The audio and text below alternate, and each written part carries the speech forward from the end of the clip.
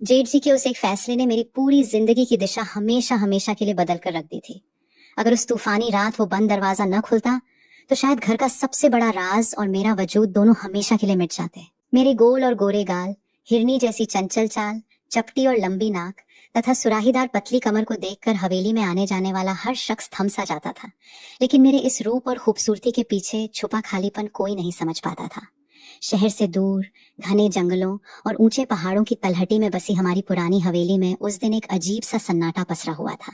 सुबह से ही आसमान में स्याह, घने और डरावने बादल बड़ी तेजी से चारों तरफ उमड़ घुमड़ रहे थे।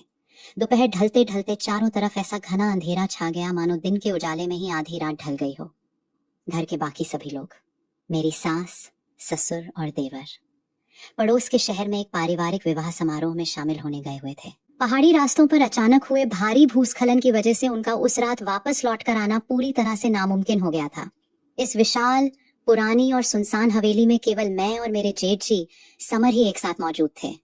समर जी स्वभाव से बेहद गंभीर, कम बोलने वाले, अनुशासन प्रिय और अपनी जिम्मेदारियों के प्रति बेहद निष्ठावान इंसान थे। पूरे परिवार में उनका एक अलग ही दबदबा, रुतबा, हुक्म और हर सदस्य के दिल में बेहद गहरा सम्मान था। लेकिन उनके अतीत से जुड़ा एक ऐसा रहस्य था जिसके बारे में हवेली का कोई भी सदस्य कभी खुलकर बात नहीं करता था। हवेली के सबसे ऊपरी माले पर बना उनका निजी कमरा हमेशा एक बड़े और भारी ताले में बंद रहता था। उस कमरे के भीतर रखी एक पुरानी नक्काशीदार अलमारी में कोई ऐसा बड़ा और गहरा राज बरसों से कैद था। रात के लगभग 9 बज रहे थे और बाहर आसमान से मूसलाधार तूफानी बारिश की बूंदें तड़ातड़ गिरने लगी थीं। हवा की रफ्तार इतनी तेज थी कि हवेली की पुरानी लकड़ी की खिड़कियां और भारी दरवाजे जोर जोर से थरथरा रहे थे। तभी अचानक गूंजती हुई बिजली कड़कने के साथ ही पूरे इलाके की बिजली एक झटके में पूरी तरह से चली गई। चारों तरफ ऐसा घना और भयानक अंधेरा छा गया कि अपनी उंगलियां और हाथ भी दिखाई नहीं दे रहे थे। सन्नाटा इतना गहरा था कि बाहर बारिश के शोर के बीच भी मुझे अपने ही दिल की तेज धड़कनें साफ सुनाई दे रही थीं।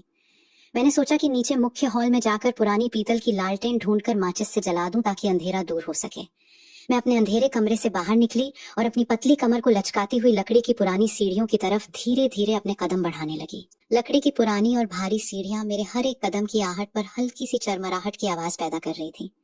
तभी मुझे नीचे हॉल के कोने में बने समर जी के कमरे की दिशा से कुछ बहुत ही अजीब सी हलचल सुनाई दी। कागजों के तेजी से फटने और किसी भारी लोहे की चीज के खिसकने की आवाज से मैं एकदम से चौंक गई। मैंने अपनी घबराई और सहमी हुई मध्यम आवाज में उन्हें पुकारा, समर जी, क्या आप नीचे अंधेरे में ही हैं? मेरी बात का कोई जवाब नहीं आया। केवल बाहर होती भयानक बारिश का शोर और ठंडी हवा की सनसनाहट ही गूंज रही थी। मैं थोड़ी सी हिम्मत जुटाकर उस गहरे अंधेरे में सीढ़ियों से नीचे हॉल की तरफ तेजी से उतरने लगी।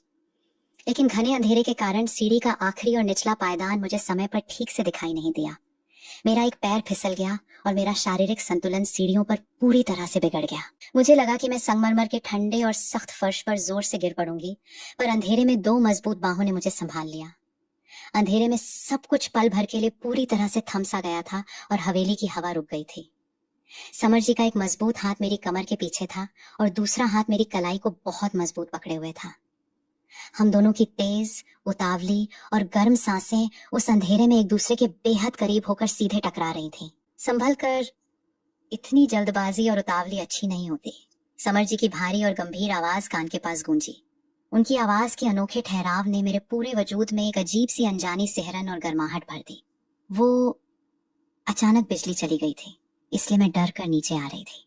मैंने थोड़ा घबराकर और शर्माकर अपने गोरे गालों को छुपाते हुए कहा, जब तक मैं यहाँ तुम्हारे पास मौजूद हूँ तुम्हें किसी भी चीज से डरने की बिल्कुल जरूरत नहीं है। उन्होंने कहा।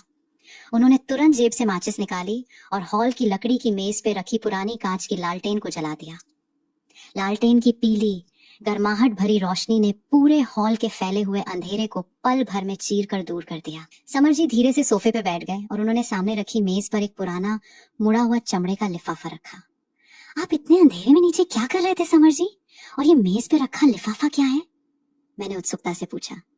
समर जी ने बहुत गहराई से मेरी तरफ देखा और उस पल उनकी आंखों में एक अनकहा गहरा प्रेम तैर रहा था। ये वही सच है जिसे छुपाने के लिए मैंने खुद को इस घर में सालों से सख्त और अजनबी बनाए रखा, उन्होंने कहा। घर के लोग समझते हैं कि मैं दिल का कठोर इंसान हूँ, लेकिन सच ये है कि मैं सिर्फ तुम्हारी ही हिफाजत कर रहा था। उन्होंने अपनी उंगलियों से मुझे अपने पास सोफे पर बैठने का एक बहुत ही धीमा और कोमल सा इशारा किया। मैं थोड़ी सी झिझकते हुए उनके ठीक पास बैठ गई और हमारे बीच की दूरी अब महज नाम मात्र रह गई थी। समर जी थोड़े और करीब खिसके और उन्होंने अपनी उंगलियों से मेरी ठुड्डी को बहुत ही हौले से ऊपर उठाया। अपनी नजरें और आंखें छुपाने से दिल का असली हाल कभी नहीं छुपता। उन्होंने मेरी आंखों में गहराई से देखकर कहा, कम से कम आज की इस तूफानी रात में हमारे बीच कोई बंदिश नहीं होगी। उन्होंने मेरा हाथ अपने हाथों में ले लिया। उन्होंने उस पुराने चमड़े के लिफाफे को बहुत ही नजाकत के साथ धीरे से मेरी तरफ आगे बढ़ा दिया।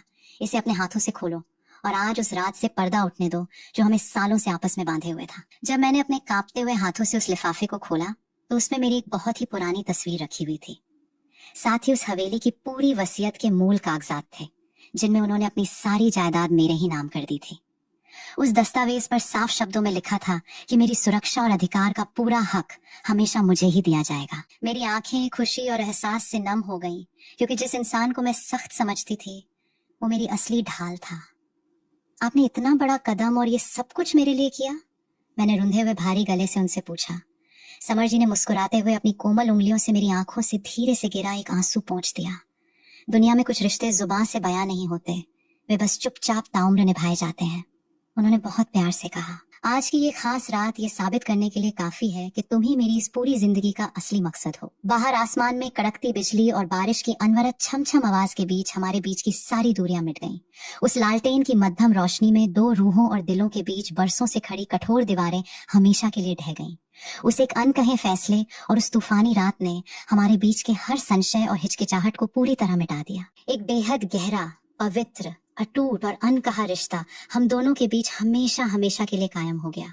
अब इस पुरानी हवेली का हर एक कोना उस अनकही और रूहानी मोहब्बत का हमेशा के लिए सच्चा गवाह बन चुका था, और उस तूफानी रात का वो खूबसूरत राज हमेशा हमेशा के लिए हम दोनों के दिलों की गहराइयों में अमर हो गया।